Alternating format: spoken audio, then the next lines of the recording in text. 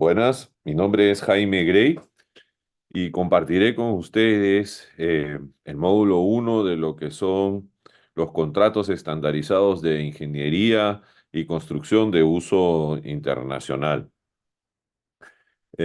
Soy abogado de Derecho de Construcción desde hace 29 años y he tenido la oportunidad de asesorar al Estado, a diversas entidades, a contratistas, a ingenieros diseñadores y supervisores, y he tenido la oportunidad de trabajar tanto con NEC como con contratos NEC como con contratos FIDIC.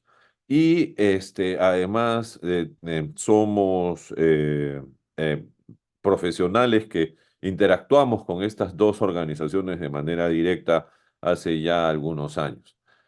Dicho esto, vamos a empezar y para ello, en esta primera unidad haremos una introducción a la gestión de contratos estandarizados.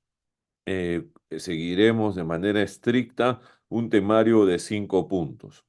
El primero es entender el sistema de entrega de proyectos o PDS y además relevar que este concepto debe ser entendido y desarrollado en las contrataciones públicas a raíz de la nueva ley que ha entrado en vigencia y que esto se debe hacer de manera previa a elegir el modelo de contrato estandarizado que se puede llegar a utilizar.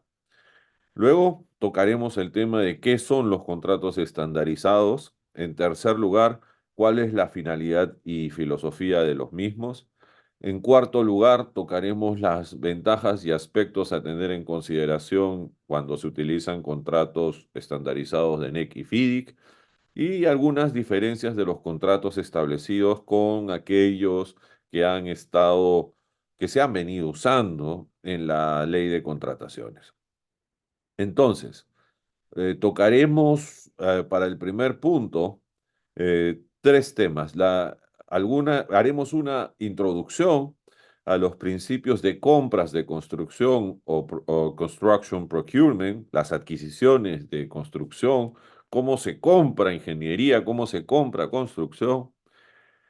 En segundo lugar, confirmaremos que los contratos de construcción son herramientas tanto de asignación de riesgo como de administración del proyecto, esto en la práctica y en el derecho comparado.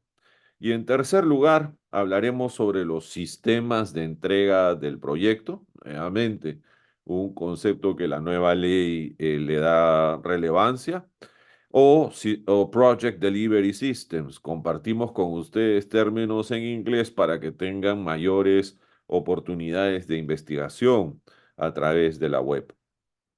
Dicho esto, empezaremos entonces con algunos temas relevantes que se tienen que tener en consideración para hacer las mejores adquisiciones en construcción. Lo primero es hablar de algunas características que tienen las adquisiciones en construcción, que la hacen muy particular.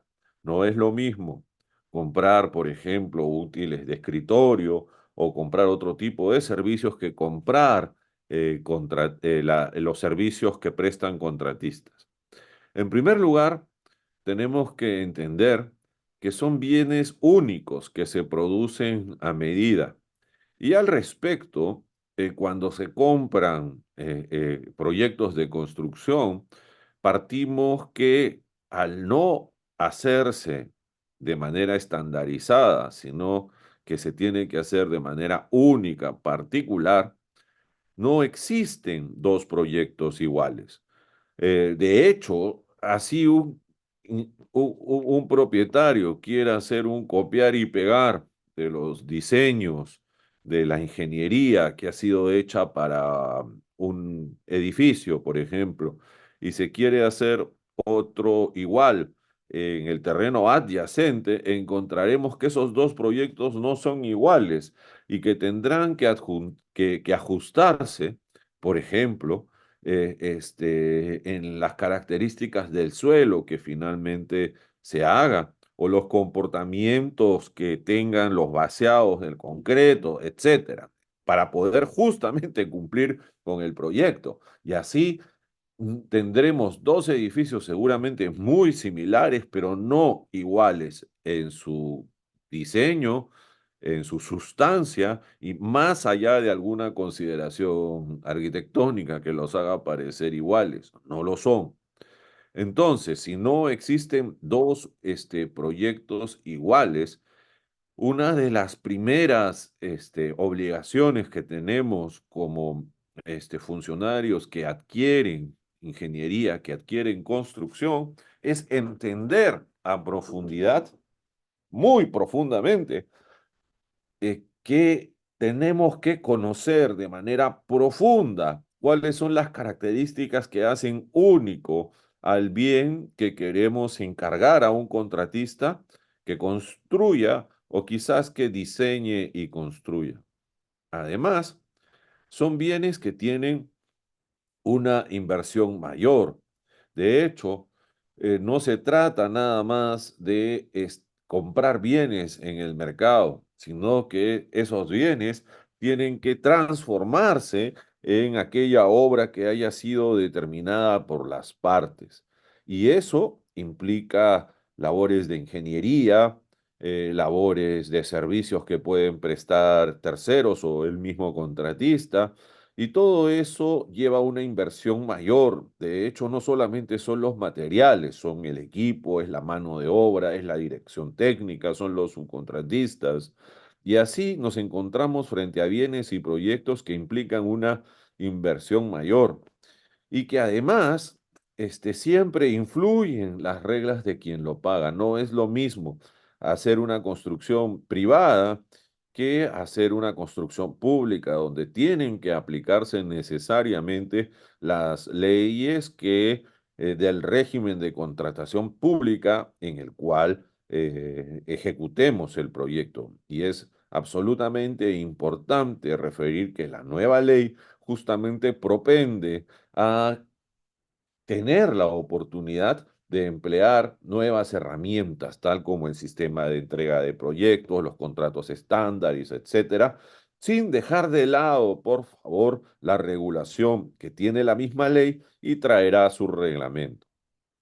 Además, los bienes y los proyectos de construcción son evidentemente riesgosos en dos sentidos. El primero, en el tema de tener eventuales accidentes o percances, y esto lo confirman los estudios actuariales de las diversas aseguradoras en nuestro mercado y en el mundo entero. Pero además, porque no se tiene certeza, no puede un contratista ni un propietario entender que la obra será hecha dentro del precio y dentro del plazo. No es así. Son bienes que definitivamente durante la construcción misma, no solamente durante la etapa de concepción de ella, implican resolver diversas situaciones y eventos que solo se conocerán durante la ejecución de la obra. Por eso, algunos tratadistas de derecho civil califican el contrato de obra dentro de las mismas familias del contrato de juego y apuesta. No quiero decir o asimilar a que el contratista es alguien que simplemente lance los dados o lo haga una entidad o el propietario. A lo que voy es a darle a una característica de incertidumbre que tiene este contrato, tanto en sus resultados, en el tiempo o en el costo. Además, estos son bienes que tienen que usarse luego de producidos. Y al respecto, una reflexión, ¿qué es superior?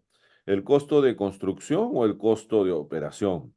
Y al respecto, los estudios muestran que el costo de operación normalmente excede al de construcción en varias veces. Es decir, por ejemplo, normalmente no es salirse de una concepción inicial de un proyecto, el establecer que el costo de la construcción será del 30% del valor total del proyecto y que el costo de operación será del 70%. Nuestra pregunta y algo que tenemos que tener en consideración es si nuestras decisiones durante la construcción tienen esto en consideración. Y quiero poner un ejemplo. Si se toma una decisión durante la etapa de diseño y construcción que abarata el costo de construcción en 1%, ¿estamos haciendo un buen negocio? Para tener una respuesta, tenemos que tener también en consideración lo que ese cambio, lo que esa mejora o lo que esa concepción o en la ejecución o finalmente en la propia ejecución conllevará en la etapa de operación. ¿Qué tal si ese 1% nos cuesta 5% más durante el periodo de operación? No es un buen negocio para el Estado. No estamos defendiendo del interés público que subyace a nuestra toma de decisiones como funcionarios públicos. Entonces, estos temas también son relevantes y tienen que ser puestos en consideración cuando se compra ingeniería y construcción. Y finalmente, son bienes que no están ya ejecutados, son bienes que el contratista diseñará o diseñará y construirá o construirá. Y eso hace que no existan, que se tengan que producir durante un periodo. Y al respecto, una nueva reflexión. ¿Quién sufre el tiempo? Y la respuesta es que ambas partes, tanto la entidad como el contratista, lo sufren. El contratista porque tiene que ejecutar la obra dentro del plazo comprometido, lo cual es un hacer.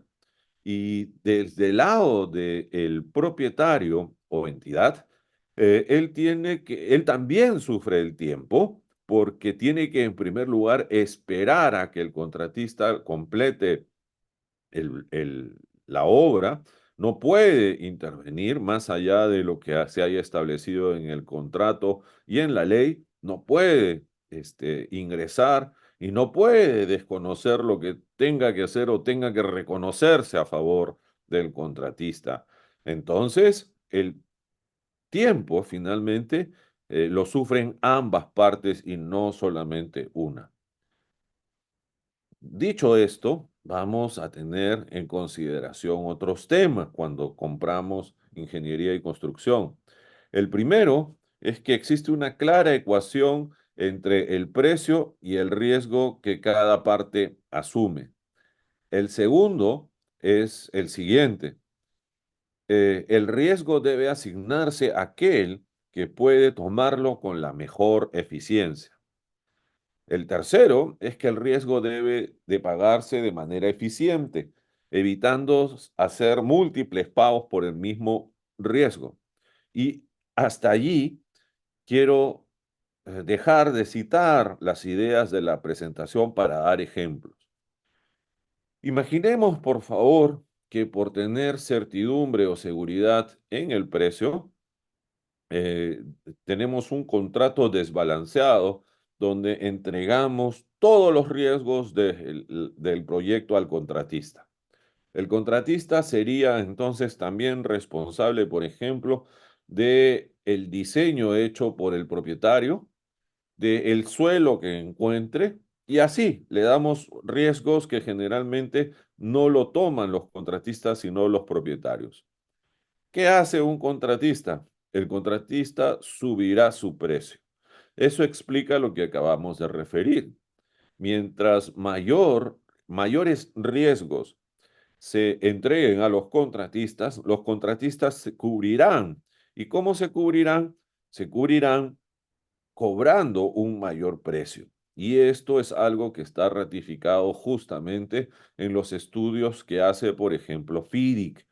FIDIC ha establecido que si queremos seguir modelos contractuales donde este desbalance en riesgos ocurre, el contrato se rebalancea a través del pago de una prima de riesgo al contratista.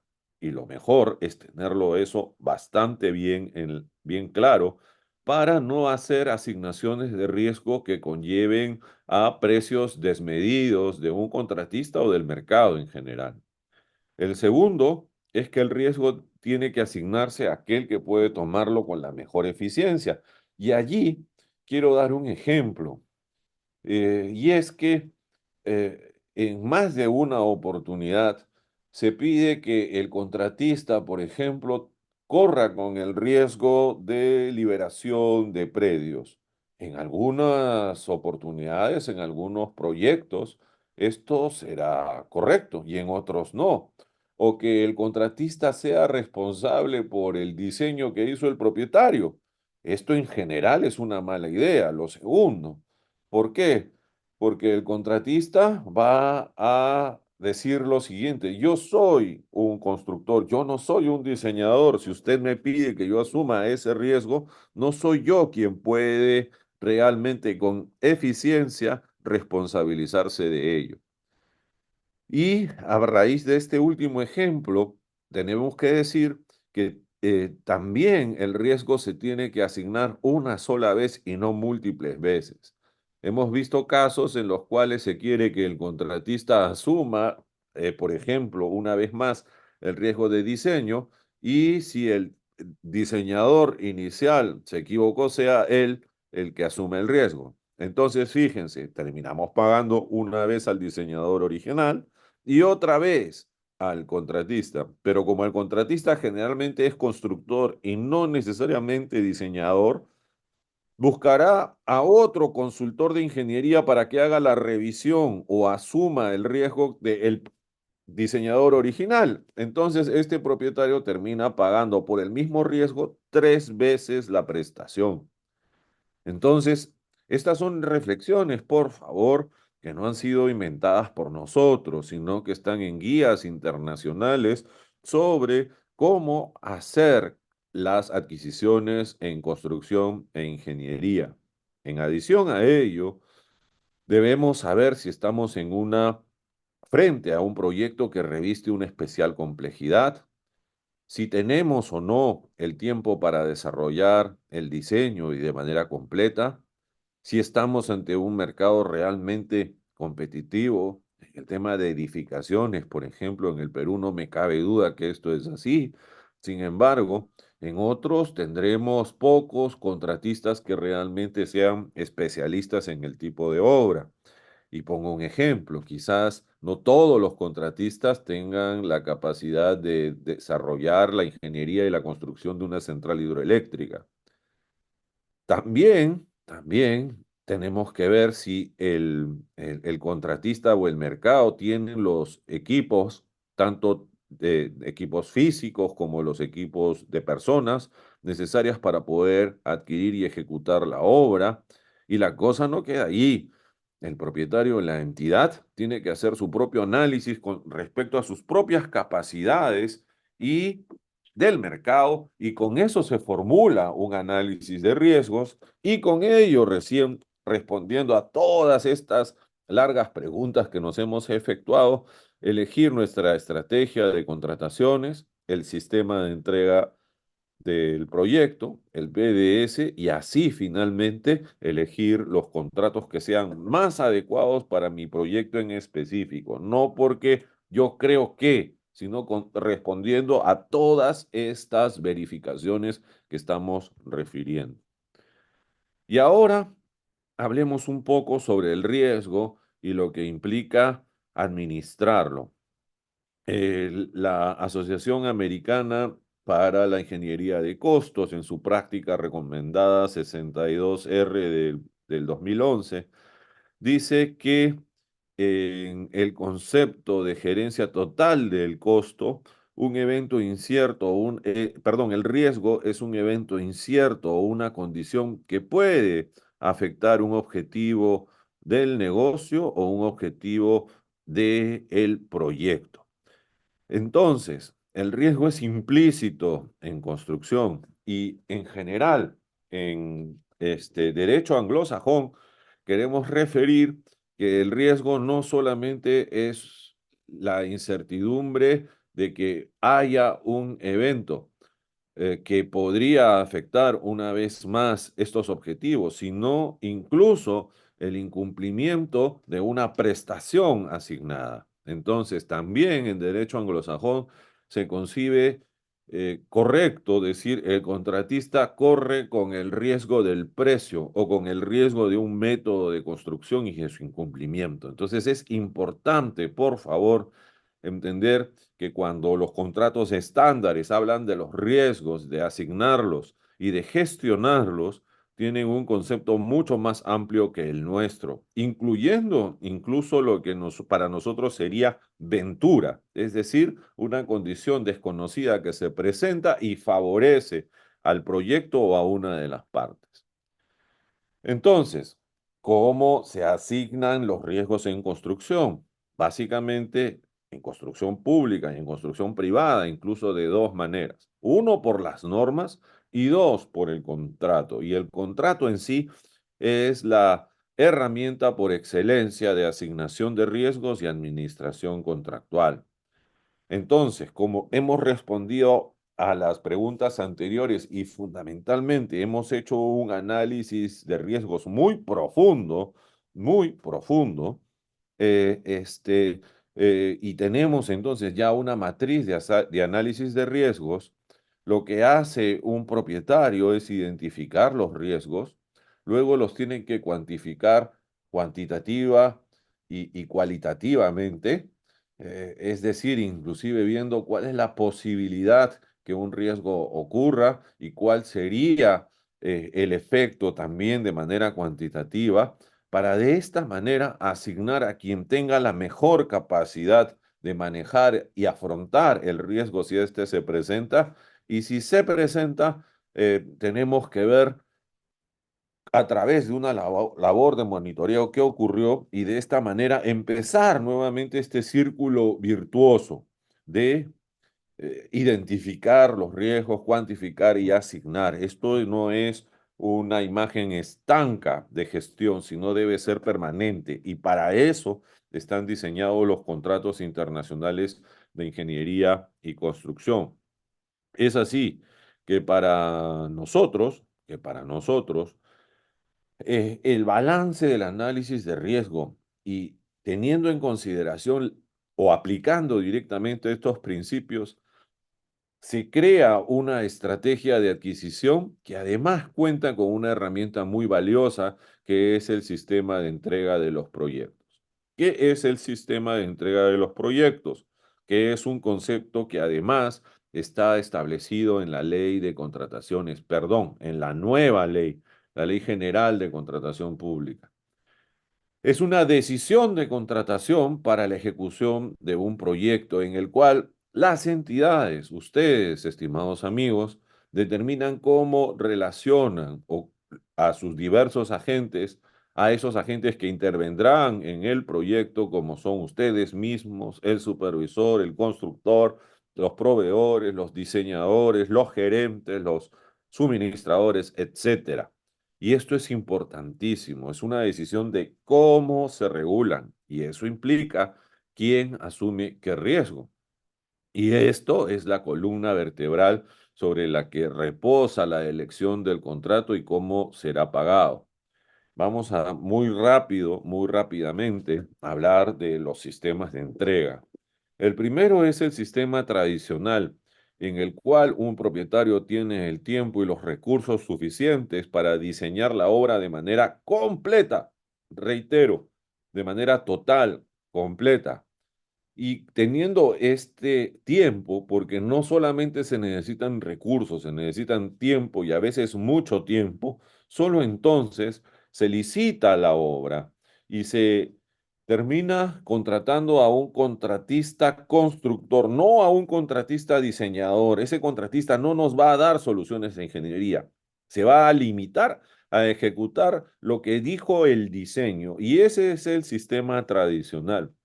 Y su asignación de riesgos más básica es que el contratista tiene que ejecutar la obra en el tiempo y en el plazo adecuado. Él corre el riesgo de entregarnos la obra a tiempo y dentro del costo. Sin embargo, el propietario corre con el riesgo de diseño, es decir, que si hay errores en el diseño y simplemente hay condiciones distintas o necesidades de cambio en el diseño, ese riesgo lo corre el propietario o es asumido con el propietario. Y fíjense lo siguiente, no necesariamente, por favor, hay cambios por errores en el diseño. No, y tampoco necesariamente estamos hablando de mejoras en el diseño, sino que la ingeniería, por favor, por muy buena que sea, es meramente probabilística, no determinística. Sus condiciones finales tienen que ser verificadas con la realidad, con lo que se encuentra en obra. Entonces, muchas veces condiciones de suelo, por así se hayan seguido las mejores prácticas en estudios de suelo, no implican que ese es el suelo que se encontrará. Lo real es lo que estaba en ese suelo y allí no hay perjuicio para la entidad o para el Estado. Entonces tenemos que cambiar nuestra percepción de estas situaciones y entender que el riesgo de diseño en un sistema tradicional lo asume un propietario, porque es quien justamente realizó los diseños y estaba en la mejor condición para asumir el riesgo.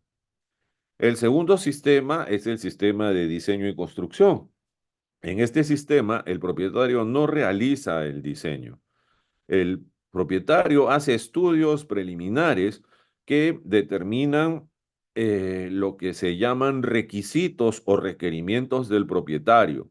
¿Para qué? Para contratar a un contratista que haga el diseño y la construcción. Entonces, fíjense, por favor, aquí este contratista es distinto, ya no es un mero constructor, es un diseñador contratista o un contratista diseñador, hace ambas funciones. ¿Cuáles son las ventajas del diseño y construcción? Ahorramos tiempo, se traslapan las actividades de ingeniería, de diseño y las actividades de adquisiciones y construcción en sí. Y generalmente se entregan obras en funcionamiento. Sin embargo, para que funcione bien el diseño y construcción, aquellos requerimientos o requisitos del propietario tienen que ser muy claros. Ese tema es toral, fundamental. Así estaremos o seremos partes de propietarios que si bien no pudieron desarrollar todo el diseño, al menos han podido establecer requisitos claros.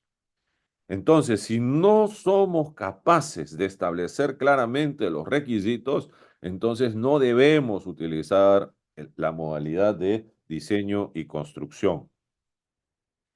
En adición, también debe pactarse cuál será el régimen de responsabilidad sobre la información o diseños preliminares e investigaciones que haya hecho el propietario.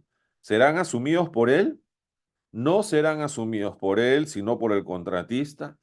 ¿O serán asumidos parcialmente por alguna de las partes? Eso es algo fundamental también si se usa diseño y construcción. Otras modalidades que se pueden emplear son las de gerencia y básicamente como sistemas de entrega dos. El primero es el sistema de gerencia de agencia, donde tenemos a un gerente que no contrata con los subcontratistas o con los diseñadores, no, solo los gestiona, pero quien firma el contrato con estos terceros es directamente el propietario. Y esto hace que este gerente sea un consultor y no tenga una responsabilidad de resultado frente al propietario, sino de un estándar profesional. Muy por en cambio, si esta gerencia es al riesgo, el propietario contrata a un gerente que tiene una obligación de resultado, siendo él quien contrata a los proyectistas, a los subcontratistas, a los proveedores. A diferencia del gerente agente, el gerente al riesgo asume el riesgo y gestiona y tiene una obligación de resultado. ¿Y cuál es el resultado? La obra determinada por el propietario y él en el contrato.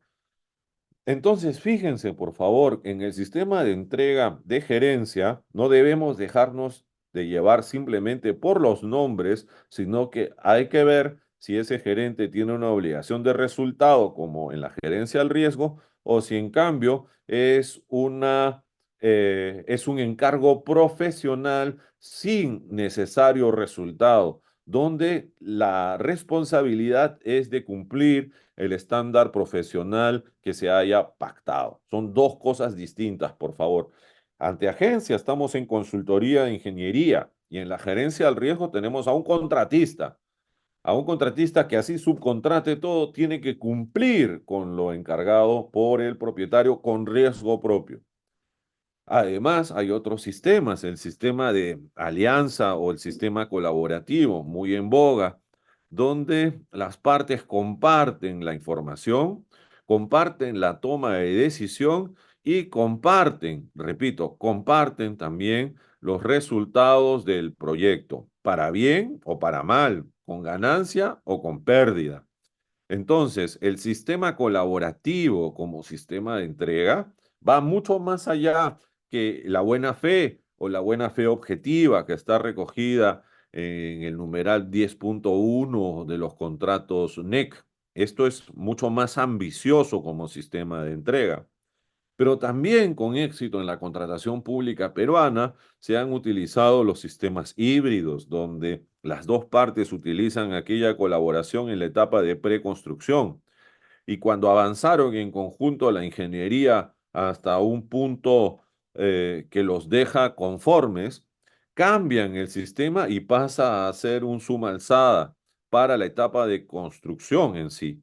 Y el mejor ejemplo son y con éxito, son el de las escuelas Bicentenario, donde se hace un híbrido, una primera parte colaborativa y una segunda parte a suma alzada.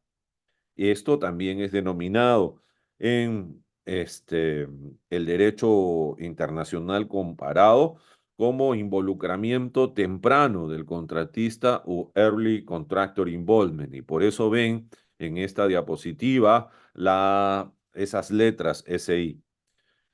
Entonces, cuando hemos entrado a la profundidad de análisis de nuestros proyectos, solo entonces elegimos nuestro mejor sistema en nuestro proyecto y en cada proyecto, por favor, teniendo en consideración todo lo que hemos hablado, y solo así diseñaremos el mejor contrato, porque el contrato es la herramienta por excelencia de asignar el riesgo y de nuestra gestión. ¿Cómo gestionaremos nuestro contrato? Y el contrato entonces debe ser coherente con el sistema elegido y con el análisis de riesgos del proyecto. Si, por ejemplo, quiero ser colaborativo y tomar en conjunto los riesgos, no puedo emplear un FIDIC rojo, porque el FIDIC rojo está preparado para el sistema tradicional que ya hemos explicado minutos antes. Entonces, nuevamente, ¿por qué cada entidad en la nueva ley trabajará profundamente con el sistema de entrega de proyectos? Porque esta elección nos llevará a ver si preparamos un contrato especial, siempre respetando la ley, o si por el contrato podríamos utilizar un formato internacional de contrato de ingeniería y construcción. Y ahora vamos a pasar a la segunda parte de esta exposición, tocando los contratos estandarizados en la Ley General de Contrataciones Públicas. Esta ley nos da la oportunidad de utilizarlos y nos dice que son modelos contractuales creados por organizaciones internacionales del sector de la construcción, pero además con una característica necesaria, y es que hayan sido así reconocidos mediante resolución directoral de la DGA. Y esto nos parece correcto. ¿Por qué? Porque existen internacionalmente múltiples organizaciones que son generalmente gremios, como la Federación Internacional de Ingenieros Consultores, que es FIDIC, y NEC, que son los New Engineering Contract o los nuevos contratos de ingeniería, desarrollados por la Institución de Ingenieros Civiles del Reino Unido, que sería algo así como el Colegio de Ingenieros Civiles del Reino Unido. Es- nuestras normas en plural, porque ahora me voy a referir a otra norma, la del decreto de urgencia 021-2020, indican que los contratos estandarizados son formas contractuales, estándares, guías y otra documentación de uso general que utiliza terminología y condiciones expresadas de una manera simple y clara, las cuales son creadas y actualizadas por organizaciones internacionales especializadas con la finalidad que estos modelos se encuentren acordes a las necesidades de la industria de la construcción. ¿Y qué quiero decir, por favor? ¿O qué quiere decir? ¿Qué traen? Estos contratos estándares traen textos que recogen las mejores prácticas internacionales en contratación en ingeniería y construcción para justamente asignar los riesgos de la manera más clara y de la misma manera gestionarlos. Y también nos dio la norma algunos ejemplos de estas instituciones. Y ahora nos vamos a referir, ya estamos ingresando a la filosofía de dos instituciones que hacen o que han desarrollado contratos estándares. Y en primer lugar, nos referiremos a los contratos NEC. Y dentro de la filosofía, así es como esta institución denomina a sus principios. En primer lugar, nos dice que son contratos flexibles, donde reina la flexibilidad y están diseñados para poder ser usados en obras de diferentes disciplinas. Puede ser civil, eléctrica, mecánica, edificaciones, etcétera, para todo tipo de contratos, suma alzada, precios unitarios o lo que vendría a ser precios unitarios, precios meta, costos reembolsables y contratos de gerenciamiento y en distintos países más allá del país de su creación, que es el Reino Unido, y además con diferentes niveles de ingeniería.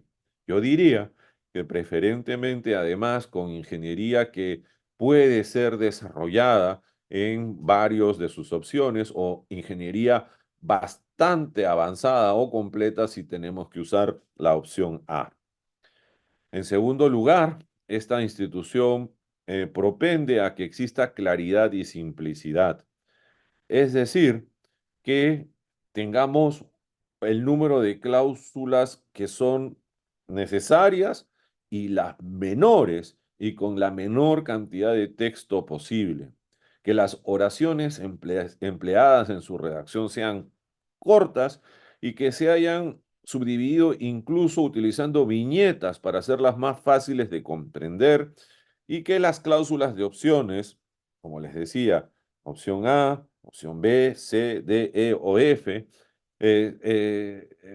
se sumen a las cláusulas principales, pero no las eliminen o las modifiquen, sino que les den un orden. Son contratos que tienen 9 cláusulas principales o cláusulas core y están ordenadas de tal manera que conforman cada una de estas opciones a las cuales nos referiremos en futuros unidades de esta serie de orientación a ustedes. En adición, los contratos de ingeniería y construcción no hacen referencias cruzadas entre cláusulas, sino que deberían ser entendidas de su propia lectura. Además, estimulan, perdón, eh, una buena gestión. ¿Y en qué consiste una buena gestión? Es que la gestión sea real, no aparente, sea eficaz y que gestionar no implique justamente que el ingeniero deje de trabajar en lo que tiene que hacer. Es decir, que haya una relación de gestión cooperativa y previsora, proactiva, no reactiva. Y esto sea lo que dirija el desarrollo de las interacciones entre las partes y así reducir los riesgos que siempre están presentes, son inherentes a ejecutar contratos de construcción e ingeniería. Y además, los contratos de ingeniería y construcción de NEC asignan los riesgos de manera clara y sencilla, pero además da la posibilidad de reducir que estos riesgos ocurran o minimizar su impacto. Pero si ocurren, existen mecanismos que implican que a través de la colaboración en esa previsión y reducción de riesgos, estos efectos se disminuyen. ¿Qué se busca? Se pretende mejorar el resultado de los proyectos para que estas partes que normalmente son concebidas como opositoras se beneficien y fundamentalmente el proyecto y los usuarios del proyecto, los contribuyentes peruanos, los ciudadanos peruanos, puedan beneficiarse de este tipo de gestión. FIDIC, una institución distinta, la Federación Internacional de Ingenieros Consultores con sede en Suiza, tiene más de 112 años de vida y tiene más de 70 años quizás desarrollando contratos estandarizados. Y nosotros decimos que su finalidad y filosofía consiste en buscar la ejecución exitosa de los proyectos con énfasis en la calidad, con énfasis en la continuidad de la obra, con mecanismos de solución de los diferentes eventos que se suceden en las obras, a través de justamente una buena gestión de los proyectos, con un conocimiento anticipado de riesgos asignados, con plazos suficientes para que las partes negocien cómo mejor asumir los riesgos que les son asignados en cada tipo de contratos y evitando las disputas, previniendo los reclamos a través de mecanismos en los cuales las partes presentan las respectivas solicitudes, existe un ingeniero que toma mayormente las decisiones en casi todas sus opciones o tipos de contrato y que finalmente si se llega a una disputa, a pesar de todos los esfuerzos de evitarlos, se formulan los reclamos son atendidos y finalmente resueltos por un dispute board. Asimismo, FIDIC ha preparado justo antes de la pandemia, si no me equivoco, en el año 2019, 5 principios de oro en los cuales el contratante, el contratista, nos dicen, señores, si van a utilizar FIDIC, tengan en consideración, tengan en cuenta siempre estos 5 principios, que es lo fundamental para utilizar un contrato FIDIC. Nuevamente, esto será desarrollado más adelante, pero básicamente, si me permiten algún adelanto, decirles que se conozca y se respete la asignación de riesgos que los contratos FIDIC traen y que no los modifiquemos. Y si los vamos a modificar, que lo hagamos adecuadamente, entre otros temas. ¿Cuáles son las ventajas en la utilización de estos contratos? El primero es que sus cláusulas son claras y por tanto son predecibles. Sabemos qué debemos hacer. Y muchas veces, por favor, no de manera reactiva, ya pasó, no, ¿qué vamos a hacer si se presenta? Y si algo puede suceder, ¿qué vamos a hacer para que no se presente? Y si se presenta, ¿cómo minimizaremos los efectos? Además, estos contratos toman en consideración experiencia adquirida en muchos años, yo diría en cientos de años incluso, y hay menores costos de transacción, no tenemos que estar redactando contratos, ya existen esas cláusulas. En todo caso, lo que preparamos son las condiciones particulares, en el caso de FIDIC, donde hacemos las precisiones o los cambios a la necesarios, por favor, no cambiemos lo que ya funciona bien, sino en lo que es absolutamente necesario a través de condiciones particulares en el caso de FIDIC o las cláusulas Z en el caso de NEC. Así los costos de transacción se reducen muchísimo. Y además, esta asignación y buena práctica tiene un consenso entre los representantes de la industria que son los mejores para cada caso en los cuales se ha preparado para diseño y construcción. En FIDIC, por ejemplo, tenemos el libro amarillo y para el sistema tradicional tenemos el libro rojo. Y en el caso de NEC, por ejemplo, existe consenso que si vamos a utilizar un gerente, la opción F es la mejor y esto ha sido confirmado tanto en los Panamericanos como en otros proyectos. Y además decirles algo, especialmente a mis queridos colegas, porque quien les habla es un abogado. Estos contratos en ambos casos no están redactados por abogados, sino por ingenieros, es decir, de usuarios para usuarios. Sin embargo, los verdaderos abogados de construcción hemos estado allí para poder asesorar a las instituciones y a los profesionales que finalmente redactan estos contratos. Entonces no hemos sido dejados de lado, pero sí nos han dado el rol que nos corresponde, el de asesores, pero el de redactores evidentemente ha sido de ingenieros. Entonces, ¿qué elementos o aspectos debemos tener en consideración cuando utilizamos NEC o FIDIC? El primero es tener una, el tiempo y los recursos para poder para conocer nuestro proyecto a profundidad, y para eso necesitamos hacer una matriz de riesgos que además analice el proyecto y el mercado. Luego, hacer el ejercicio de si tenemos este proyecto, cuál es el mejor sistema de entrega del proyecto que se adecúa a mi proyecto, a mis capacidades. Y ahí viene lo siguiente: analizar nuestras propias capacidades y competencias, entender la mejor forma de asignar los riesgos y ahí elegir el contrato, y estudiar las herramientas de gestión contractual. Manejar muy bien un programa, no, por favor, de manera clásica, de manera reactiva a un programa. No, el programa en FIDIC o en NEC es exigente, es una herramienta de gestión buenísima.